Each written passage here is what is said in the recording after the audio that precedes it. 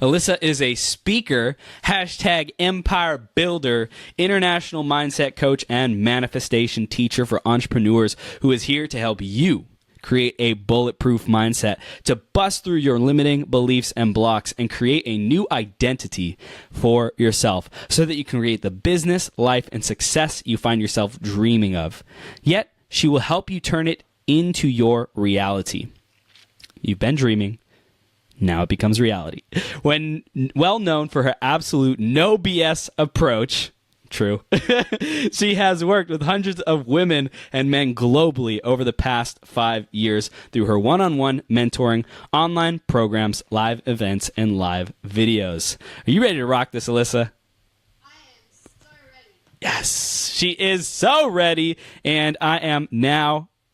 Wait for it. Wait for it. Now you're live on Becoming Your Greatest Possible Self. Love it. Love it. Love it. Thank you so much for taking time out of your schedule to come on here and share with our audience how to rewire ourselves, create a new blueprint and a new identity to create new results. Thank you. You are welcome. We're going to have a lot of fun today because I have first-handedly experienced the power of your work. And I laughed when it said no BS because she is no BS. She's like, oh, man, she catches everything. So we're going to dive right into the theme of the day first, which is the mastermind, okay? And Alissa, how has this principle of the mastermind showed up for you working with your clients, in your journey to success, and just in your life in general? How has the concept of mastermind showed up for you? So I really love this question, and I was thinking about this question watching a couple of the other interviews, and what came up for me was, for a very, very long time, I thought that I was Miss Independent. Like, I can do it. I've got this. Like, I don't need, people around me. I don't need anyone's help. We don't need to collaborate. Like, I've got this, we can do this. And for so many years of my life, that's how I did everything. And it was hard. It was hard, and it was lonely, and it didn't feel good. And it wasn't until I stepped into my own work and my purpose work, and I started mentoring other people, that I realized this world needs healing in a big, big way. And the only way to do that is to collectively come together. There are so many awesome people in this world. There is no reason why we should hang out with the shitty ones, the ones that don't lift us up, the ones that aren't serving us. So if we're going to make an impact, if we're going to make a difference, we have to serve, but we are also allowed to ask for support. There's no weakness in support. So this concept of the mastermind really, for me, it's about coming together with people that are on your level, knowing that as individuals we're powerful, but together as a collective we are unstoppable. And that's what's going to shift the world. Wow. I love it. I love it. So changing from that old paradigm of being on our own, being isolated, thinking we have to do it on our own. I know there was like a lot of shame and guilt that has been programmed into us along, the last couple hundred years or whatever, to like man up and tough up and be able to like grit our teeth and get through it. And it totally doesn't serve us as human beings, as like connected, right? As connected human beings and souls, a part of some greater whole, having a human experience. If we wall up, if we close off, if we disconnect, then that like just totally steals our joy and our expression and our ability to thrive in life. Yep, absolutely. Absolutely. Because we're all healing in some way. Every single one of us. No one is fully healed. No one will ever be fully healed. This is a journey that we're on. We need to learn to love the journey and, like I said, ask for support along the way and allow our vulnerability to be seen. Yes, absolutely. Amen. Amen. So, Alissa, let's dive even more into who you are and what you're doing for your clients and in the world, mentoring, coaching. Tell us about yourself a little bit more. So part of my story, and I know I've shared this with you a little bit before, is I've come from a dark place, right? I was really, really unhappy, really miserable. And I knew that I had two roads to go down. And I know this can seem controversial to so many people, but this is me speaking my truth, and that's why I'm here today, right? There were two roads for me to go down, the road of medication or the road of internal healing and wiring. And when I was at my darkest point in my life, I knew nothing. I was so uncertain. I had no clarity. But the only thing I did know is that I was petrified to start taking medication. I didn't want to go down that road, and it's not how I wanted to be healed. It's not what I wanted to do, and that's totally fine. Everyone has their own way of moving through stuff, but for me, that wasn't for me. So I knew I only had one other option, and that was to show up and do the internal work. And was it the more challenging road? Absolutely, it was. So what I did is I committed myself to rewiring what was going on for me internally. And because I did that, my reality, external reality, started to change. And then as it went on, I started realizing, hang on a second, we have the power to transform our entire life using our mindset alone. If we are willing, if we are committed, and if we're dedicated to the process, the good and the bad. So I was able to heal myself and my life and my relationships around me that at the time were non-existent. And that's what I teach now. That is my main message at my core above everything I do. It's shifting your internal state to create a different reality and to show people that it's possible. It's so possible to do that if you're committed and dedicated. And that's my soul calling. That's my purpose. Wow. So I love this. And you're actively, like, you found that through your own healing, you wanted to heal other people. Yes. Yeah. How did you know that there was another type of healing available to you? How did you discover the ability to transform your mindset? That's a good question. For me, you know, when we're kind of stuck up against a wall and we go, well, I've got two options here. I can either choose to throw in the towel, I can give up, I can say this is where the road ends for me, or I can look for something else. I can look down another path. And I think for me, what opened my mind and my eyes up to a new way of healing was I was open to that. I was open. I was willing to see things differently. I was willing to do things differently and to see another way. And because I was open to that, I received that. We don't receive if we're not open to it. So I allowed myself. I think it was more a matter of saying, universe, I am done feeling this way. I've suffered enough. And I'm willing and I'm ready to see things differently. I'm willing for you to show me another way. If this is not the road I choose, show me another way. And if we ask for that guidance, it will always be shown to us. Always. Amazing. Did you find like answers as soon as you started asking? And if so, like what was the process of finding those answers and actually implementing and actually transforming and healing? It was really about becoming an observer. I use this word a lot, the observer of your thoughts and who you are as a human being. It's almost like I had to have this outer body experience. And it was like, okay, well, if I'm going to do something here, if I'm going to find the answers, I have to become the observer of my own self. You know, like the radio that you hear playing on in the background? You've got to become the observer. So step back and go, what am I doing? How am I showing up? How am I handling this? What's going on for me here? What are the beliefs? Why was I triggered there? What happened there?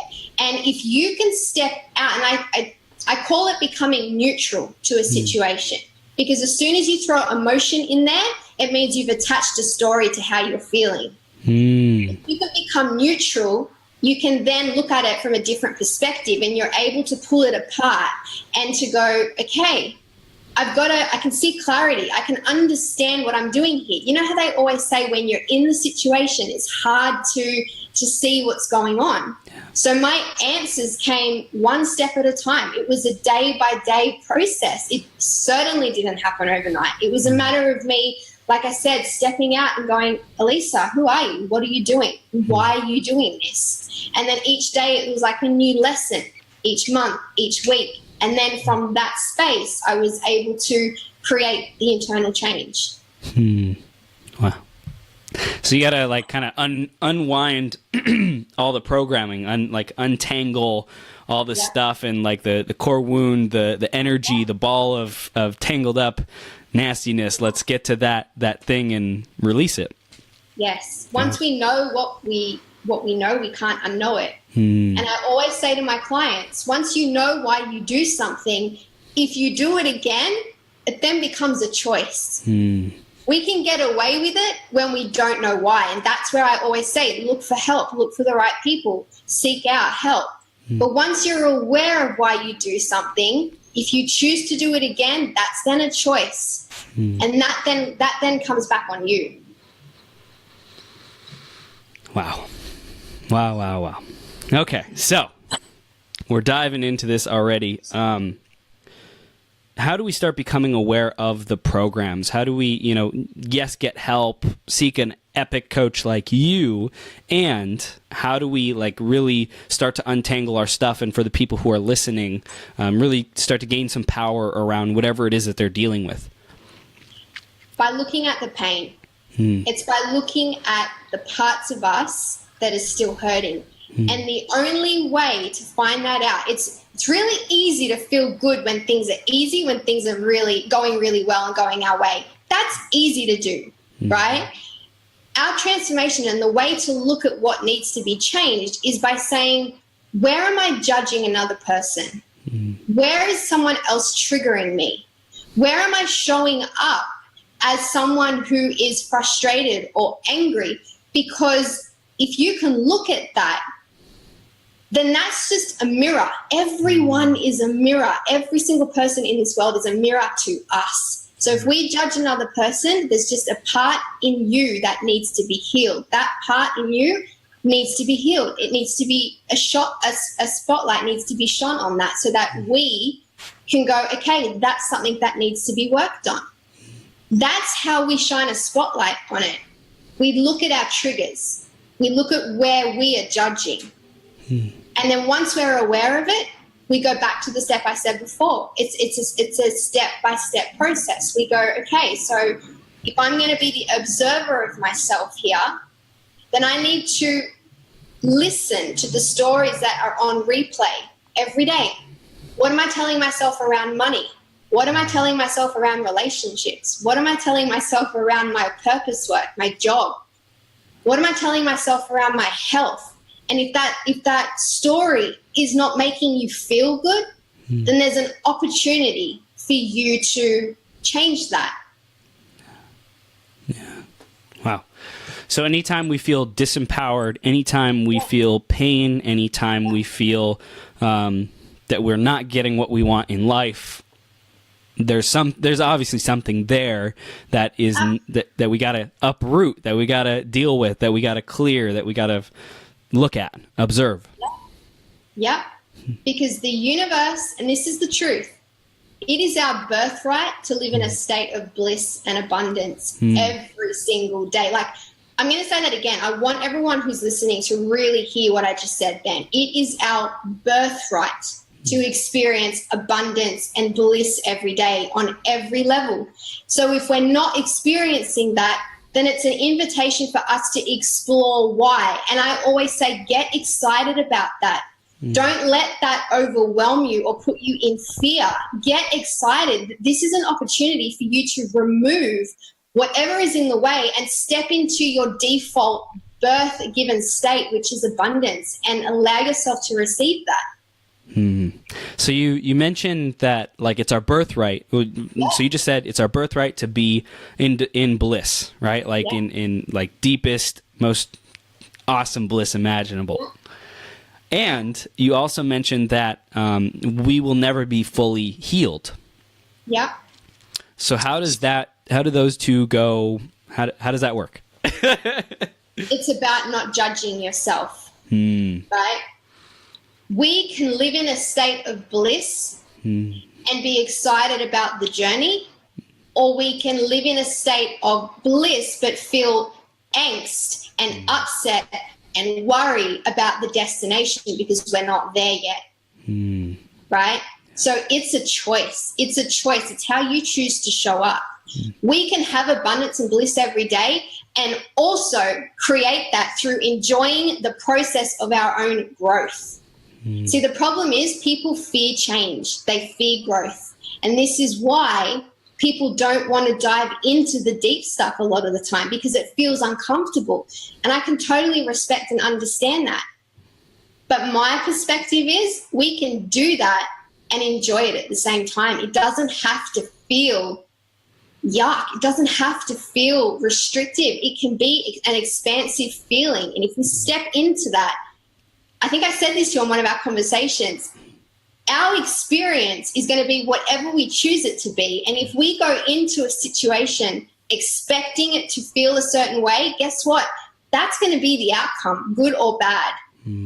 So we get to choose. I choose to receive abundance on a daily basis. I know that's my birthright. And I also choose to enjoy any growth that comes my way that I know I'm going to continuously have on a day-to-day basis. What I'm hearing for the first time is like I've been willing and open to like coaching and stuff. You know, this is me personally. Been willing and open to coaching, and I approached the process as if it was going to be like hell, right?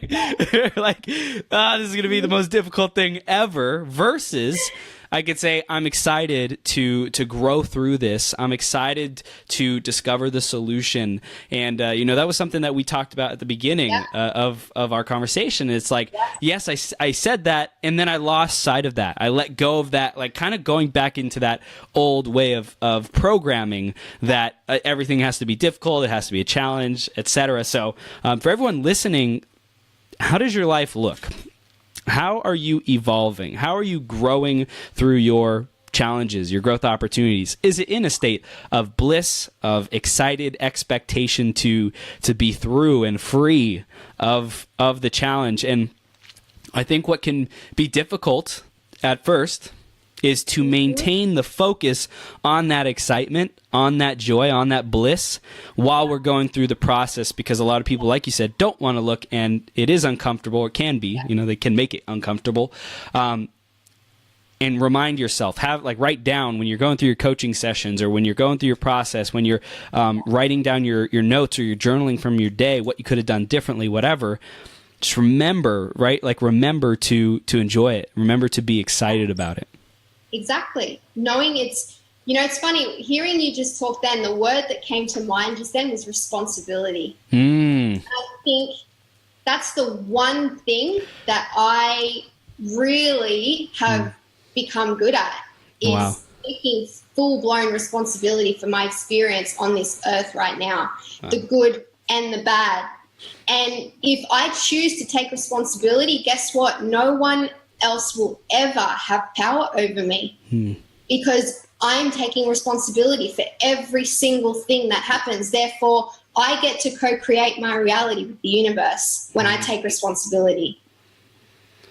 Yeah, and it's one thing like you get to see now based on all the work that you've done. You're like, I'm responsible, right? Like, and it feels good to you. It's like it's coming from a place of authenticity. Yeah. For me, it's like, okay, yeah, I'm responsible, and I'm like creating the desire for that, and I'm saying I'm putting on my responsible hat. Like, yes, universe, let's go, let's do this.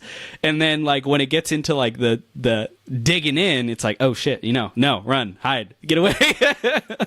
That's how it has been up till now, and it doesn't have to be like that. Exactly. And you just have to ask yourself, if there is resistance, why is there resistance? And that's normally an ego-driven belief or thought. If ever we don't want to face the mirror and take responsibility, it's just ego. That's all it is. And give yourself permission to go into that resistance, explore it, become the observer again, look at what's going on there. And once you know, you can't unknow it, right?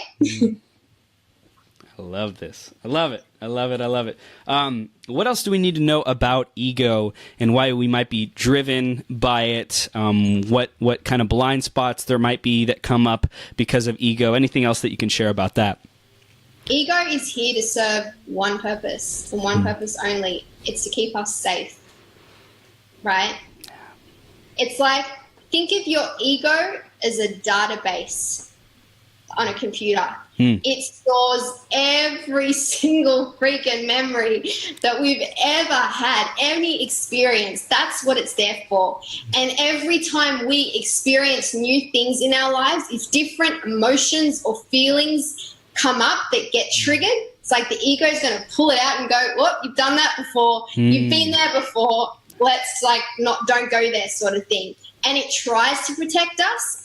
And our ego is really quite charming because it does a really good job of convincing us that it's looking after us. It does. But it's not. It's self-sabotaging.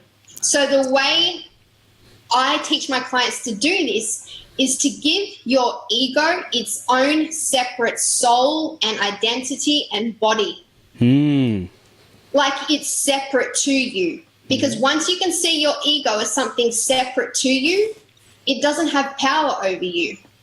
It's like the mean kid at school, right? If someone's being mean to you at school, what are you going to do? You're going to tell them to go away, leave you alone. You don't need to listen. Take the back seat. I'm driving right now. We need to look at our ego the same way. We need to give it that separate identity so that we don't feel it's a part of us, and we get to control it much better that way.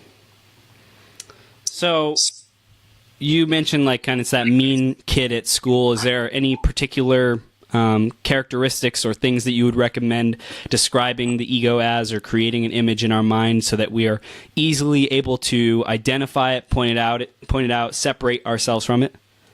So the ego is going to tell you things like, you can't do that. You're not good enough. You don't know enough. That's too hard.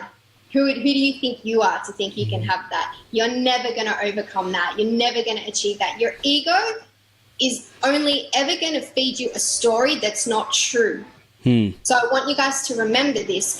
If you are telling yourself a story that's fed from a place of fear, which is everything I just said then, anything that comes from fear, that is 100% your ego, because at our core, we're love.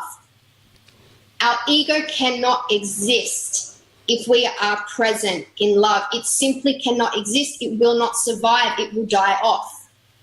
So if we can be in love and we can recognize any story that doesn't make us feel good as our ego, we can then choose to switch that off. And I do this on a daily basis. I always say, anyone that ever tells you they don't have an ego, seriously, run for the hills. Like, everyone has an ego.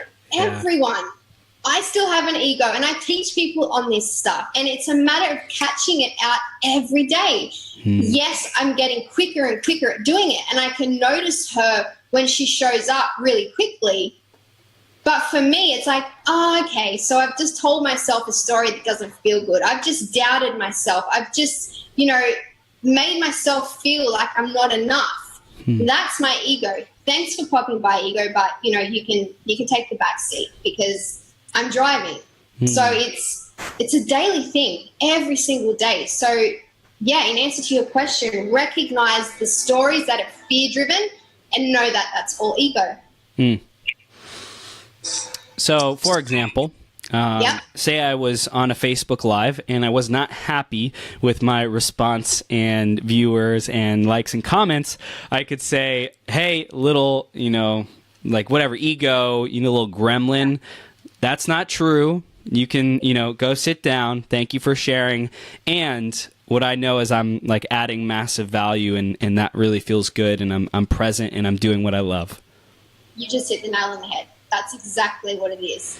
Any story like that, that's interesting. I hear you, but I'm not about it. And you gave a perfect example of that. Wow. Awesome. Very cool. Very cool. Okay, so we talked about ego. Is there any other habits or exercises that you recommend to detach ourselves from not being enough, or any of those kind of symptoms of the ego that might get in our way? Anyone that knows me well will know that they're probably expecting me to say this, but journaling, right? Yes. Journaling. Yes. that is being, okay, this is a big call, but I'm going to say it. Journaling has hands down been the most powerful tool when it came to my transformation, and still to this day. Being able to get out of your head and onto paper the things that aren't serving you and rewiring them. You see, journaling isn't just about getting a pretty journal and writing in it every day. The more we see something, the more we reframe something, we're literally changing the neural pathways in our brain to believe a different story. And the most effective way to do that is to, one, journal out the stories that aren't serving us, and then choose to tell ourselves a different story. What's something that feels better around the story you're currently telling yourself? And then the second part to that answer to your question is identity, right? Creating a new identity. Now, when I say this, people say, so what, does that mean I have to become someone that I'm not now or become someone different? It's like, no, creating a different identity means choosing to be the person that you know you are and you want to be and how you want to feel. And I always say the quickest way to I guess, manifest this into your reality and to shift your ego and these thoughts that are going on, the example that I give is a gold medalist doesn't get to the podium as a gold medalist and then say, right, let's do this. Now I'm going to start training like an Olympian. Nope. Right? Nope. They train and they see themselves as that Olympian for years and years, sometimes their entire life before they hit that podium. So we need to understand that if we're going to shift our identity and shift our stories and our ego, we have to show up as the person we want to become before we are that person to create that in our existence. So I always say it's asking yourself, what would my higher self do? What would the next level version of me do right now? If I already had X, Y, Z, or if I already had achieved all this, who would I be right now? What would I be doing? And then giving ourselves permission to show up as that person now, not once we get there. Wow. So what would the higher version of myself, or the person who has already beat this challenge, who's already transcended past this, won this, what would they do right now? Because it's like we can literally step into those shoes of who that person is being and all the resourcefulness, all the capabilities, all the skills, and bring that like future version back to us now to really get through this problem with like butter. So what would that next level version of you do? It's exactly what you just said. It's who would I be if I didn't have this fear, if I didn't have these stories? What would my higher self do? The birthright version of me do? And then just do that. Show up as that. We overcomplicate things so much as humans. It's funny. Oh my gosh. That's like the ego, right? Overcomplicating thing. It's like even so something came up for me is, okay, so what would my higher self do? And then it'd say, just go make the calls or whatever, right? Because you know that they're going to be awesome, or make the sales calls. And then my ego would probably say, oh, but it's not that easy. And I say, thank you for sharing. Go sit down. Exactly. It's that simple. It really is. We don't have to overcomplicate it. Like, it really is a matter of going, okay, that's what my higher self would do. So let's show up as that. Anything that shows up in between that's trying to stop me, tell it to take a back seat. Wow. And it's probably through the process of continually doing that, being the observer, that we gotta deal with that. Hey, sit down, because I'm sure it could creep back in, like when we're first starting, dealing with it, recognizing it. Yeah, this is not a one-time thing and then boom, you're fixed. We have to consciously choose over and over and over again to tell a new story.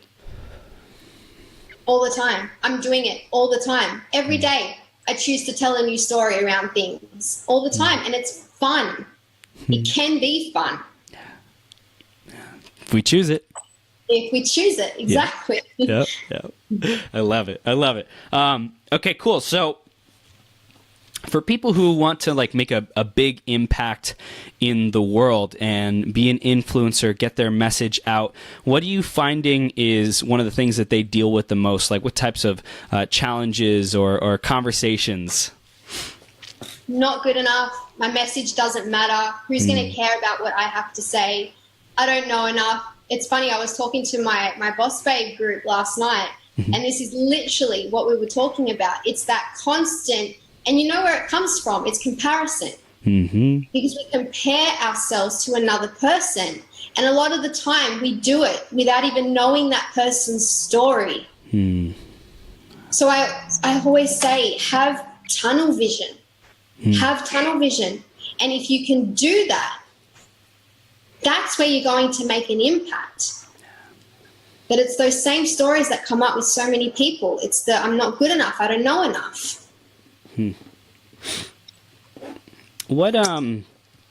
What question do you wish more of your clients would ask you?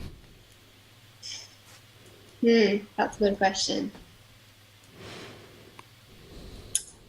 I guess, see, what's coming to me is the question I wish more people would ask me is it really this easy? That just came to me. Is it really this easy? Because, and I'm going to elaborate on that. I coach so many people every day, all the time, and I see people fall back into old habits and old habits and old habits. And that's okay. We're human. We're having a human experience on this earth. But I think it's like I said it to you before. I am known for making things easy. My clients always say to me, when you say things, Alissa, it's so, you just make it sound so easy, like so simple. Like, of course I can do that. And when people understand that, yeah, growth feels uncomfortable, but it can be an easy journey and transition if we choose it to be. So I guess that's the question that I want more people to ask me is, Lisa, can it really be easy? Because yes, it can if you allow it to simplify, if you allow it to be easy. And I think that's such a great question because it's like right at the edge of where they transform. Yes. You know? Exactly. Because it's like, oh, okay, this is not feeling good, this is feeling hard, but it can be easy. And then you go another step further. And then you go another step further. It's choosing your state. Moment by moment. Wow. What has been one of your biggest challenges in expanding your influence and message and reaching more of these boss babes? I know exactly the answer to this question. So, and I actually shared this with my Boss Babe girls when they started the program. Basically, when I started in my business 2 years ago, when was it? I've been in business for 5 years, but 2 years in, I thought that I had to show up as a certain influencer, right? I looked up to her. I thought she was amazing, and she still is. But the problem is I lost myself in that. And I tried to show up as someone that I wasn't because I looked and I thought, well, I have to model that. I have to be that if I'm going to be successful, to the point I was sounding like her, dressing like her. And it wasn't until one day it dawned on me, and I just felt really uneasy and really not in alignment and not myself. And I knew it was kind of a lead up, it was coming. But when I realized it was like a fry pan slap to the face, I was like, holy moly, like I can see exactly what's going on here. I'm trying to create success, showing up as someone that's not me. And things shifted for me, and I remember it so vividly. I always say this to people. The pivotal point in my business was when I allowed that person to go and I stepped into who I really was. I allowed myself to be more badass. I allowed myself to be more vocal. I allowed myself to be who I am, which is that no BS approach, but with also, you know, care. And and I can have that gentleness about me, but I will also get to the core. When I allowed that person to be seen, I'm not kidding you, people came from everywhere and started going, who is this person? Like, even people that knew me were like, Alissa, you're kicking butt. Like, you just seem so confident. You seem so like what you're doing is who you are. So the best advice I can give people is look at who you are at your core, not just in business. Who are you at your core? How do you like to dress? How do you sound? How do you live your life day to day? What is your impact and message? Where do you transform people the most? And then once you give yourself permission to show up as that person, success is inevitable and it will just follow you. And that was one of the hardest lessons I learned. And I always teach my students not to make that mistake, but I made that mistake because I knew that's part of my message. I had to go through that to teach people not to do the same thing, essentially. So block out the outside noise. Be inspired by people, but always come back to you and who you are, and know at your core who that person is and show up as that person. And like I said, success is just inevitable. Awesome. Who am I? Who I am at my core, and how do I like to dress? How do I like to express myself? You really started getting in touch with that. I'm curious, what's the distinguishing line between modeling someone who's successful and learning from them and growing our skills to make the impact like they're making, and like trying to become them? Right. We're always going to be drawn to certain people and inspired by certain people. And I say this to my students as well. You aren't going to be the only person on this planet teaching mindset or teaching, manifestation or teaching branding, whatever it is. There are going to be thousands, millions of other people doing what you do. And you're going to feel connected to a select few of those people, and over time that will change. And the best way to navigate through this so that you don't lose yourself in the process is to look at where you feel inspired. Ask yourself, what about that person and what they're doing inspires me? How can I make it my own? And when we know what our gift is and what our message is, we can then easily model that to make it our own. It's when we aren't sure about who we are and we aren't sure on why we're here, that's when we can easily grab onto other people and try to start modeling them. And that's essentially what I did as well. But once I knew at my core what I'm here to teach, it was then easy for me to look for outside inspiration but not lose myself in the process and still make it my own. That's beautiful. I love it. Speaking of you being you, tell us about this hashtag Empire Builder. What's that all about? I like it a lot. Okay, so I realized I really have a thing for creating businesses and just creating in general. And I know that I'm a born entrepreneur. I know that. I never, ever fit into the 9-to-5 world or the, working for someone else. That's just not who I was. Mind you, I didn't give myself permission to know that for a very long time.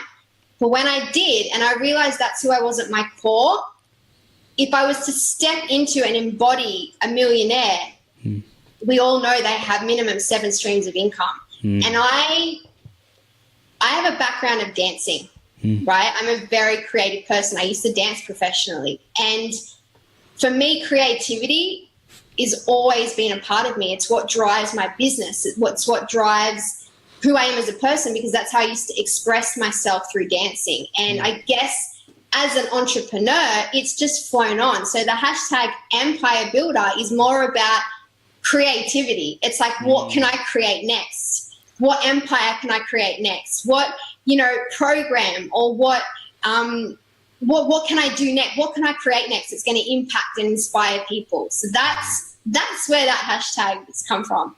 That's awesome. I love it. And we've been dancing around this. I want to dive into it a little bit, the manifestation. And it goes a perfect segue from the empire builder, because you, like, when you're building empires, how do you know, like, what is on track or on track? And I know we were talking about it. It's like these programs just come to you as like downloads and like perfect timing. Tell us about that. How does that work? Good question. So, because this is a question I get my clients ask me, Elise, how do you just know what to create? How do you know what to put out there? Like, it just seems like it comes so easily. And in all honesty, we as a society have this thing about finding our purpose. Like, how many times have we heard that? You need to find your purpose. If purpose is something that we find, hands down, I'm going to say it right now, we don't find our purpose. Our purpose finds us. And people hold off showing up in the present moment on purpose because they're waiting for their purpose to kind of just appear in front of them, or for that enlightening moment. What I realized, when we can be on purpose instead of trying to find our purpose, purpose will just show up and it will follow you. So the way I get these ideas and these downloads is I think future thinking on a big level, but at the same time, I kind of don't. I allow myself to sit in the present and what's going on in my community and the people that look up to me. I really try and tap into them. And I even look at what I'm going through and what I feel I need to work on and move through next. And when we give ourselves permission, this is the gold, right? When we give ourselves permission to show up and to follow what feels in alignment to us right now, and we take step by step, making sure that we're doing what feels right for us right now, and that could be anything. Maybe you might feel pulled to do something one day. Follow that if it's in alignment. Then maybe that might work with you for 2, 3, 4 weeks. Then maybe you might get a little idea to start doing something else. That will lead you to another idea. So then you follow that and it's on alignment. And then that will lead you to something else. And then you follow that.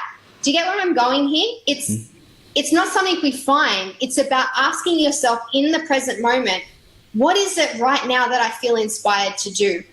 And being okay knowing that that might change. We attach ourselves so tightly to the outcome, especially as entrepreneurs. Correct me if I'm wrong, we say to ourselves, if I choose to do this right now, for example, your 12-hour marathon, you might wake up tomorrow and go, do you know what? I don't feel like doing this 12-hour marathon anymore. And that's okay. It's about giving yourself permission to pivot. I call it pivoting. Like, give yourself permission to explore that and to go, okay, so what do I feel like doing then? What am I being called to next? And to follow that. If we can follow those pulls, we're always going to be on purpose. It's the moment we choose to make a decision that doesn't feel right for us, we come off alignment. And then we make another decision that doesn't feel right, and then we're off alignment a little bit more, and then another one. And before we know it, this is our alignment. We're all the way over here somewhere because we're holding on tightly to something. Wow. What feels in alignment right now? Like, that's a question that we can program ourselves to ask more often. What feels in alignment right now? Like checking in, stopping, even in the middle of the day when we got like calls on calls on calls, like a busy day, expecting to do a Facebook Live, post, content creation, just like slowing down. What feels in alignment right now? Yeah. Imagine how good life would feel if we gave ourselves permission to just follow that without attaching ourselves to something. We would always be on purpose. Always. What do you think comes up when people say, like, they ask themselves, what feels in alignment right now? And like for something, for example, like this, a 12-hour marathon, it's like a strategically long-term intelligent decision, right? Like to continue doing it at some level, right? There's something about it that works. Like what do we do if there's like a pull kind of both ways? Do you mean to do two things at once? Like to continue and to like discontinue. There's a part of me that loves it and it fulfills me, and then there's a part of me that's like, dude, like maybe there's something else or whatever. There's always going to be an answer that is your truth. I always say, whenever we think we don't know, we do know. So if there's polarity, if you're like pulling in either direction, you just need to sit with that and go, firstly, if there's doubt, there's doubt. If you're questioning it, there's a question behind it. Because when we're all for something, there is no question, right? We just know, like every cell in our body. So explore that polarity. Go, why am I feeling pulled? And if I did know the answer, if I did know what was right for me right now, and I gave myself permission, because a lot of the time people are afraid to give themselves permission when it comes to their truth because they're afraid of being judged. They're afraid of failing, of being criticized. And that's why we tell ourselves, it's like a mask. The mask is, I don't know what to do. I don't know what my truth is. I don't know which way to go. But really, if we take that mask off, we know the answer. We always know the answer. Wow. Dig in, do the work, do the journaling. I love it. And we have Ian who says 12 hours of awesomeness. Awesome. Amazing. Thank you, Ian. That is either confirmation that I'm on the right track or my ego attracting that. I don't know. You manifested that. I did manifest it. Yes, yeah. You're right. Love it. Alyssa, you're awesome. Okay, cool. What else? Is there anything else that we need to know about manifesting, getting ourselves into alignment to create our dream life, everything that we desire? Yes. So one of the most popular questions I get asked around manifesting is, how can I manifest faster? Yes. I want to manifest faster. That's probably the biggest question I get asked, right? Yes. Really simple. Get into the energy of what you want to attract. The universe doesn't know good or bad or right or wrong or hard or not hard. The universe is simply responding to who you are being, your energy. It is just as easy for the universe to give you $1 million as it is to give you $10. Hear that. Really let that sink in. It is just as easy for the universe to give you $1 million as it is to give you 1,000, 100. So if that's the case, then what's the X factor there? It's us. We have to become an energetic match for that. And the way we do that, again, it's by exploring. So, okay, I'll give you an example. You want to manifest something and you know that you want it to happen really, really quickly. Ask yourself, what are the reasons, the stories, the beliefs I have around why I can't have this right now? And there will always be something. I always say if we don't have something, it's just because we're not a match for it yet. Get behind something that you can get behind, something that stretches you but doesn't overwhelm you, and look at the stories attached to that, and then go in and start to reframe them. And when we can do that, we then start to increase our belief. We then start to become a match for what we want faster, which means we will attract it faster. The minute every cell in your body can get behind what you want, you can back what you want 100%, the universe is like, right, it's a done deal. Let's do this. I'm ready. If there's any doubt, we have to explore that. We have to remove that. Once it's gone, it's ours. Man. So what are the stories and beliefs behind why I don't have this yet? And just continually ask that question and be curious until there's like, well, there's nothing. I'm ready now. If there was something else, what could it be? If there was another story, what could it be? If there was another story, what could it be? And you just keep digging, exactly like you said, until you can confidently go, I can get behind this. Every cell in my body knows that this is about to happen. And then, boom, whatever you want is yours. Wow. Amazing. This is so awesome. Awesome. So, Alissa, we're beginning to wrap up now. And is there any, final guidance or things that we didn't cover that you feel our audience should have heard by now? there is one thing I want to say, and it has just come through. I want people to know that we co-create our reality with the universe, right? And nothing is impossible. Impossible is something that lives in here. It's a limitation. It's a ceiling that we create here. And I really want people to start thinking of the universe or God. It doesn't matter. It can be whatever you believe in, a higher power that you believe in. It just has to be something that you know is bigger than you and more powerful than you. Feel like it's on your side, because it is. And know that you can work with it to co-create your reality. And when you think about your ideal life, so many people say, yeah, but I could never have that. Or I could never achieve that. Or that's just so far out of my reach. Or only the lucky people seem to have that sort of reality. Because I know that was a story for me for a long time. Until I realized one day, I even remember where I was. And I went, why can't I have that? Why can't I create that reality? What book have I read that says, Alissa, you can't have this reality. You can't earn this much money. You can't have this sort of relationship or these people around you. Who said that? No one. So get out of your own way and feel that there is a higher power working with you to co-create your reality. Remove the ceiling that is there telling you you can't have it, and show up as that person who has it now, and understand, because trust me, I am no one special. I wasn't, even though I like to think I was born with special Wonder Woman powers, I'm not. I have come from very average jobs, average income, awesome family, but we weren't never like wealthy or over the top wealthy. I wasn't born into luck. I don't believe in luck.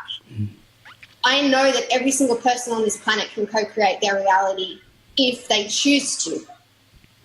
So step into that energy and start doing something about it. We promise. We will. Alissa, you are a superstar. How do people stay connected with you, and what would we like them to do next? Definitely jump over onto my Facebook. I think that's where I'm most active. So they can add me on Facebook or go to my business page, which is facebook.com/Alissa Buttiglieri followers, I think, or even over on Instagram. Awesome. You're amazing. Do you know what big programs you're launching the rest of this year, or are you just like flow? So I have my my signature program, which is Master Manifestation, and that's an 8-day program.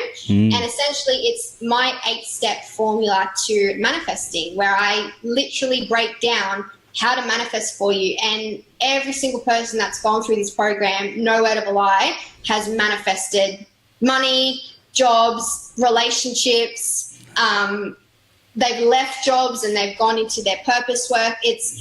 I've had a client say once, it's a foolproof program. Like, if you follow the steps, you will manifest. And that's I guess the program that I launch every couple of months. The next one is on the 1st of May. That's when I'm launching the next round. But my Boss Babe Mindset Bootcamp, which you also know about, that's actually a brand new program that I'll also be launching every few months. Awesome. I love it. You're just doing amazing things, and we are so excited to keep staying on this journey with you, co-creating with you. Alissa, you're doing amazing things. Thank you so much for sharing your wisdom, your experience, these awesome new ways to look at life and new perspectives, so that we can be the observer, so that we can create our reality and manifest anything we want. You're awesome. Thank you. Thank you. Thanks for having me. It's been a pleasure. I'm so glad that we've connected, and I love the work that you're doing. Thank you. Have the best day ever. We'll see you soon, okay? See ya. Bye. Bye.